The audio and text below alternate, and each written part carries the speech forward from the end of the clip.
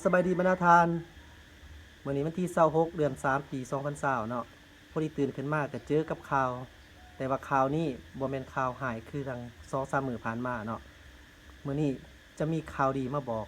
นั่นก็คือสปจีนเพิ่นจะให้การช่วยเหลือในการต่อต้านพยาธิโควิด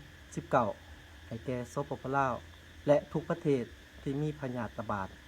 ฉะนั้นถือว่าเป็นข่าวดีส่วนรายละเอียดแนวใดนั้นเฮามาติดตามฟังนำกันเลยเนาะ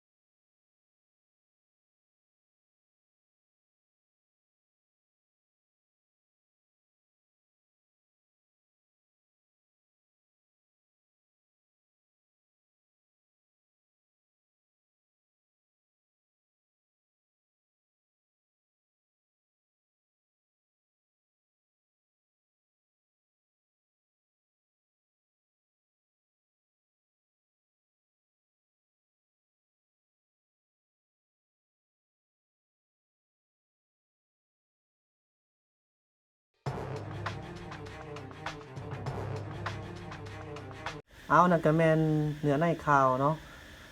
ก็ถือว่าเป็นข่าวดีสำหรับพ่อแม่พี่น้องชาวลาวและก็ชาวต่างประเทศซึ่งว่ารัฐบาลจีนเพิ่นมีแผนจะให้การช่วยเหลือในการปราบปรามพยาธิโควิดเนาะซึ่งเป็นพยาธิที่หายแห้งและซ้ำเรือซึ่งภาคขาชีวิตหลายพันคนในปัจจุบันเนาะฉะนั้นทางมหาเศรษฐีใหญ่เช่นว่าแจ็คหมาเพิ่นก็มีแผนที่ว่าจะให้การสนับสนุนในการทรงผ่าปิดปากผ่าอัดปากป้องกันเชื้อพยาธิร่วมกับรัฐบาลจีนถือว่าเป็นข่าวดีหลายๆเนาะหวังว่าพยาธิคงสิเบิดไปออกจากพื้นแผ่นดินลาวแล้วก็ทุกศาสตร์อยู่ในโลกเนาะขอให้ทุกคนจงพร้อมกันสู้ๆขอบใจสำหรับคลิปนี้แล้วเจอกันใหม่คลิปหน้าบาย